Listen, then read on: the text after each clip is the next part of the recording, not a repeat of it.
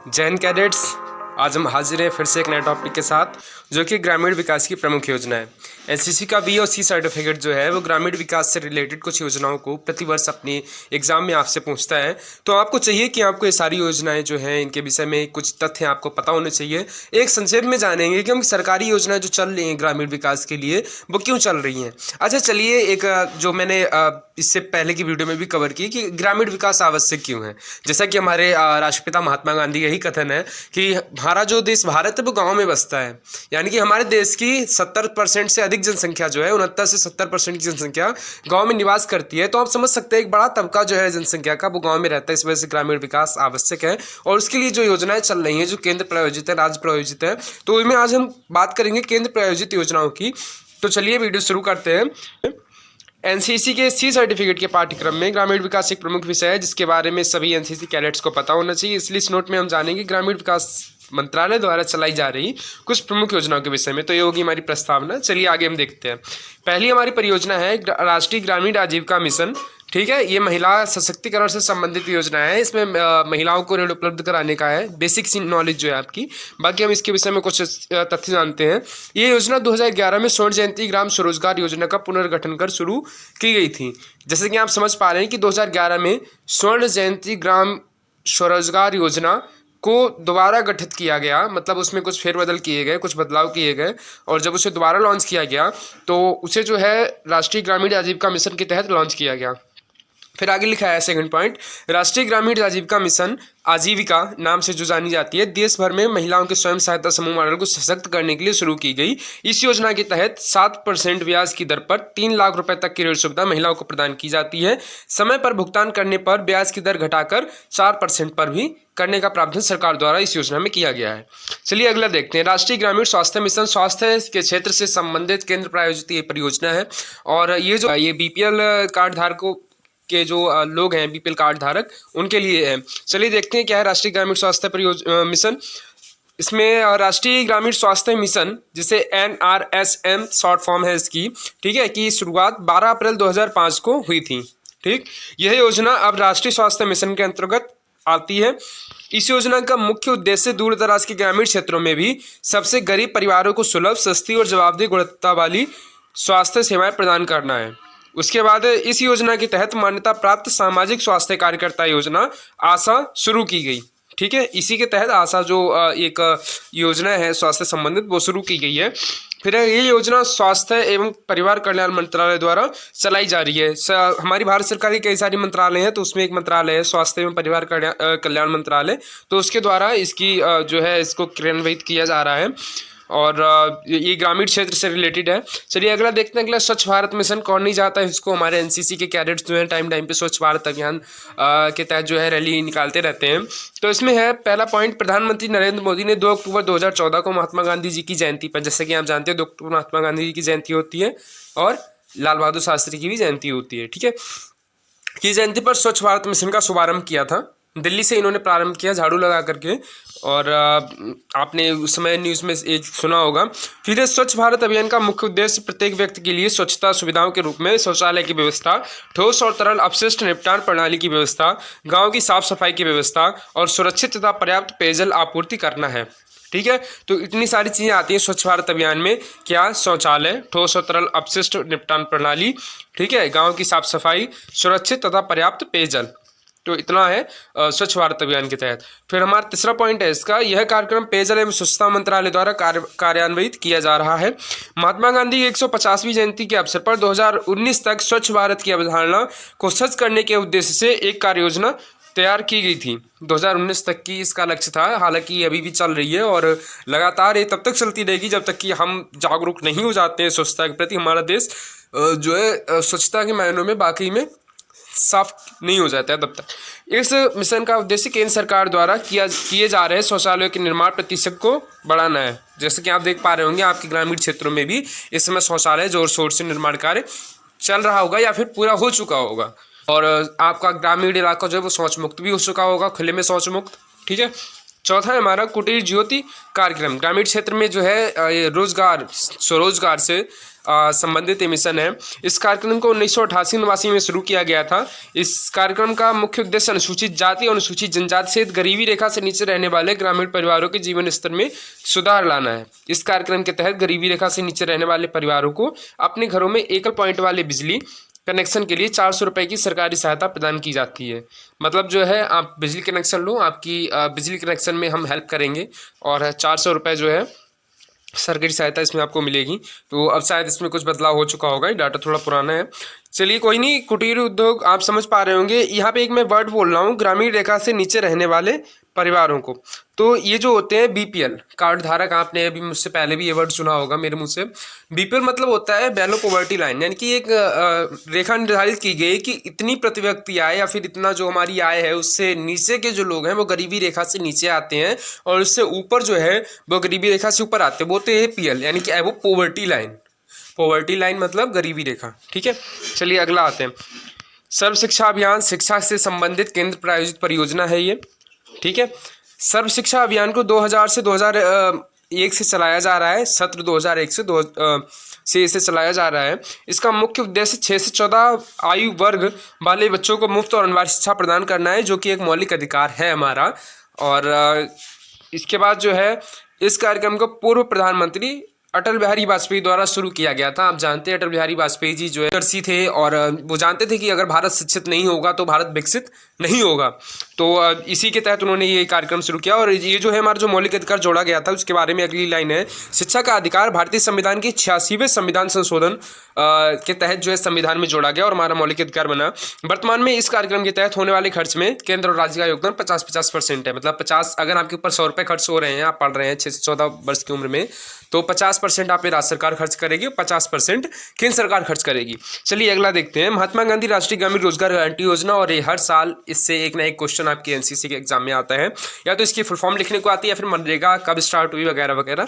तो आप इसे देख सकते हैं एकदम बढ़िया ढंग से। ठीक है, मनरेगा तो इसकी फुल फॉर्म होती है महात्मा गांधी राष्ट्रीय ग्रामीण रोजगार गारंटी योजना, या फिर लिख सकते हैं महात्मा गांधी नेशनल रूरल जो कि एम्प्लॉयमेंट गारंटी योजना। ठीक है, तो उस तरह से भी आप देख सकते हैं इसको। फिर राष्ट्रीय ग्रामीण रोजगार गारंटी अधिनियम 2005 को 2 फरवरी 2006 से शुरू किया गया था। ये अधिनियम 2005 में आया था, लेकिन 2 फरवरी 2006 से शुरू किया गया। अब इस योजना का नाम महात्मा गांधी राष्ट्रीय ग्रामीण रोजगार गारंटी अधिनियम या मनरेगा है। ये जो योजना है यह एक भारतीय श्रम कानून और सामाजिक सुरक्षा उपाय है, जिसका उद्देश्य गरीबी रेखा से नीचे के परिवार के लोगों को काम का अधिकार प्रदान करना है। यह योजना गांव के लोगों को एक वर्ष में 100 दिन के रोजगार की गारंटी देता है। ठीक, इस योजना का 90% वित्त पोषण केंद्र सरकार और 10% राज्य सरकार द्वारा वहन किया जाता है। इसके बाद हमारी जो अगली परियोजना है दीनदयाल उपाध्याय ग्रामीण कौशल योजना। ये भी हमारे रोजगार को डेवलप करने से रिलेटेड एक योजना है। इसमें आप देखिए पॉइंट क्या है, यह योजना ग्रामीण क्षेत्र के युवकों को रोजगार के लायक बनाने के लिए बनाया गया एक कौशल विकास कार्यक्रम है। यानी कि जो हमारे ग्रामीण युवक हैं उनको जो है शिक्षित करके, उनको जो है कौशल सिखा करके उन्हें उनके रोजगार को विकसित करना है। ठीक है, यह योजना पंडित दीनदयाल उपाध्याय की 98वीं जयंती के अवसर पर 25 सितंबर 2014 को केंद्रीय मंत्री नितिन गडकरी और वेंकैया नायडू द्वारा शुरू की गई। वेंकैया नायडू हमारे उपराष्ट्रपति हैं। इस योजना का उद्देश्य 15 से 35 आयु वर्ग के युवकों को लाभ पहुंचाना है। वर्ष 2014-15 तक इस कार्यक्रम के तहत 52,000 उम्मीदवारों को कुशल बनाया गया है। ठीक है, तो ये 2014-15 का ये आंकड़ा है। फिर प्रधानमंत्री ग्राम सड़क योजना। इस योजना को 25 दिसंबर 2000 को शुरू किया गया था। प्रारंभ में यह योजना 100% केंद्र द्वारा वित्त पोषित थी। 14वें वित्त आयोग की सिफारिश के बाद अब इस योजना के कुल खर्च को केंद्र और राज्य सरकार द्वारा 60 और 40 के अनुपात में वहन किया जाएगा। इस योजना को शुरू करने का मुख्य उद्देश्य 500 से अधिक आबादी वाले गृह क्षेत्रों में और 250 से अधिक आबादी वाले पहाड़ी क्षेत्रों में सभी मौसमों के अनुकूल सड़क संपर्क उपलब्ध कराना है। मतलब ग्रामीण विकास के लिए जाहिर सी बात है परिवहन होना जरूरी है, ताकि हम जो है बड़े बड़े शहरों से जुड़ सकें, हमारा जो कच्चा माल है या फिर जो हम प्रोडक्ट बनाते हैं वो हमारे जल्द से जल्द डिलीवर हो सके। तो उसके लिए ये एक महत्वपूर्ण योजना है। ये योजना ग्रामीण विकास मंत्रालय द्वारा शुरू की गई थी। ठीक, स्वरोजगार के लिए ग्रामीण युवाओं को प्रशिक्षण। ठीक, केंद्र द्वारा प्रायोजित इस कार्यक्रम को 15 अगस्त 1979 को शुरू किया गया। इस योजना का मुख्य लक्ष्य 18 से 35 आयु वर्ग के गरीबी रेखा से नीचे रहने वाले ग्रामीणों को तकनीक और व्यवसायिक विशेषज्ञता प्रदान करना था। 1 अप्रैल 1999 को इस योजना का विलय स्वर्ण जयंती ग्राम स्वरोजगार योजना में कर दिया गया, जो कि जो है पुनर्गठित करके अभी आजीविका वाली बनी थी। हमने पहले नंबर पे देखी। फिर अंत्योदय अन्न योजना, तो ये जो अन्न योजना है आप इस समय देख पा रहे हैं कि लगातार उसकी इन जो है मंथ जो है हमारे फ्री राशन वाले या जो मुफ्त राशन इस समय हमको मिल रहा है वो लगातार बढ़ाया जा रहा है। अभी हाल ही में केंद्र सरकार ने 6 महीना और राज्य सरकार ने 3 महीने का उसे बढ़ाने का प्रावधान किया है। तो ये अंत्योदय अन्न योजना उसी से संबंधित है। इस योजना की शुरुआत प्रधानमंत्री अटल बिहारी वाजपेयी ने 25 दिसंबर सन 2000 को की थी। इस योजना के तहत गरीबी रेखा से नीचे रहने वाले लगभग 2 करोड़ परिवारों को बहुत ही रियायती दर पर खाद्यान्न प्रदान किया जाता है। इस योजना के तहत एक परिवार को कुल 35 किलोग्राम खाद्यान्न प्रदान किया जाता है। इस योजना के तहत 3 रुपये किलो चावल और 2 रुपये किलो गेहूँ दिया जाता है। अब शायद इसका रेट कुछ चेंज हो गया है। और केंद्र द्वारा प्रति व्यक्ति को है 5 किलो राशन मिलता है, उसमें गेहूँ और चावल दोनों इंक्लूड होते हैं। ग्राम अनाज बैंक योजना, इस योजना को खाद्य एवं सार्वजनिक वितरण विभाग द्वारा लागू किया गया था। इस योजना का मुख्य उद्देश्य प्राकृतिक आपदा की अवधि के दौरान या खराब मौसम के दौरान जब खाद्य सुरक्षा से वंचित परिवारों के पास राशन खरीदने के लिए पर्याप्त संसाधन उपलब्ध नहीं होते हैं, उन्हें भुखमरी से बचाना है। यानी कि गाँव के लिए जो अन्न बैंक का कार्य करेगा। जैसे कि पहले होता था जो बड़े बड़े कोठियाँ बनाई जाती थी या बड़े बड़े घर बनाए जाते थे, वहाँ पर हमारे अन्न को सुरक्षित रखा जाता था। जैसे कि हम कह सकते हैं मील पर जो होती है ना कि हमारा खाद्यान्न सुरक्षित रहता है, आलू वगैरह जो कि हम पूरे वर्ष इस्तेमाल करते रहते हैं, तो उस तरीके का ये था। इस योजना के तहत ज़रूरतमंद लोग गांव के अनाज बैंक से अनाज उधार ले सकते हैं और जब उनके पास प्रचुर मात्रा में भोजन उपलब्ध हो जाए तो वे अनाज वापस कर सकते हैं। तो ये योजना उतनी जो है इंपॉर्टेंट नहीं है एग्जाम की दृष्टि से, फिर भी इसके विषय में आपको जानना चाहिए था, इसलिए मैंने। रोशनी, ये योजना जो है आपकी NCC में ही नहीं बल्कि आगे के कॉम्पिटिशन्स में भी पूछी जा सकती है। तो आप इसे देखिए, आदिवासियों के लिए कौशल विकास योजना ये है।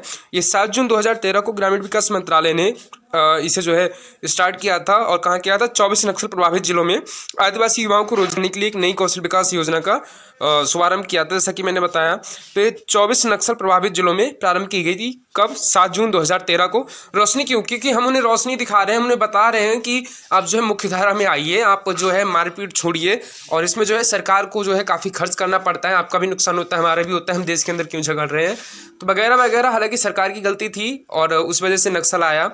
तो अब जब है वो बिगड़ गए हैं, तो वो एक अलग टॉपिक है, चलिए उसके बाद में चर्चा करेंगे। पहला, इस योजना का नाम रोशनी है। इसके तहत 10 से 35 आयु वर्ग के लगभग 5000 युवकों को 3 साल तक प्रशिक्षण और रोजगार उपलब्ध कराने का लक्ष्य रखा गया है। मंत्रालय के अनुसार इस योजना के लाभार्थियों में 50% केवल महिलाएं होंगी। आम आदमी बीमा योजना, ये बीमा संबंधित क्षेत्र से है। इस योजना को 2 अक्टूबर 2007 को शुरू किया गया था। ये ग्रामीण परिवारों के लिए एक सामाजिक सुरक्षा कार्यक्रम है। इस योजना के तहत परिवार के एक सदस्य को लाभान्वित किया जाता है। ठीक, इस योजना के तहत राज्य और केंद्र सरकार द्वारा प्रतिवर्ष प्रति व्यक्ति 200 रुपये का प्रीमियम साझा किया जाता है। इस योजना के तहत जिस व्यक्ति की उम्र 18 वर्ष से 59 वर्ष के बीच है और उनका बीमा हो चुका है, उसे किसी भी प्रीमियम का भुगतान करने की ज़रूरत नहीं है। फिर है सांसद आदर्श ग्राम योजना। तो ये जो है हमारे जब PM मोदी पहली बार जो है प्रधानमंत्री बने थे, तब उन्होंने परियोजना शुरू की गई थी। तो जानते हैं इसके विषय में। इस कार्यक्रम की शुरुआत प्रधानमंत्री नरेंद्र मोदी द्वारा लोक नायक जयप्रकाश नारायण की जयंती पर 11 अक्टूबर 2014 को की गई थी। इस कार्यक्रम के पर्यवेक्षण का अधिकार ग्रामीण विकास मंत्रालय को दिया गया है। इस कार्यक्रम के तहत संसद के प्रत्येक सदस्य, जो कि सांसद कहलाते हैं, 5 वर्ष तक 3 गाँव में संस्थागत बुनियादी ढांचे को विकास की जिम्मेदारी लेंगे। यानी कि 5 साल में वो 3 गाँव को विकसित करेंगे, जो भी उनके क्षेत्र में जो है अविकसित गाँव होंगे या फिर जो पिछड़े गाँव होंगे उनको। फिर है विरासत विकास और संवर्धन योजना। ये योजना शहरी विकास मंत्रालय की देखरेख में 21 जनवरी 2015 को शुरू की गई थी। इस योजना का उद्देश्य देश की समृद्ध सांस्कृतिक विरासत की रक्षा और उसे पुनः जीवंत करना है।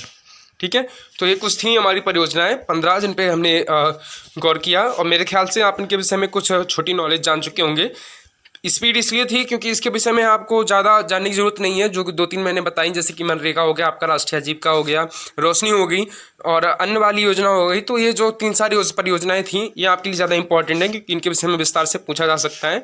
चलिए मिलते हैं अगले वीडियो में एक नए टॉपिक के साथ। तब तक के लिए आप इसे नोट करें, इसका जो लिंक है वो मैं डिस्क्रिप्शन बॉक्स में दे दूँगा।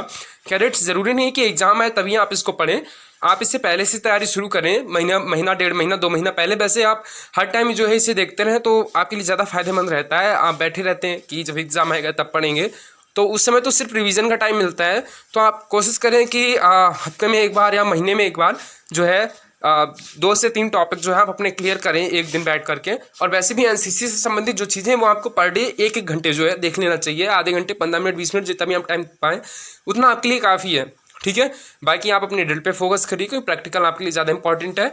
और कोशिश करिए कि आप बेहतर कर सकें अपने लिए। तो वही जो मैं हर बार कहता हूँ, इसे अपने दोस्तों के पास ज़रूर शेयर करें, क्योंकि कंपटीशन अभी के लिए है और दोस्ती लाइफ टाइम। मिलते हैं अगले वीडियो में, तब तक के लिए जय हिंद।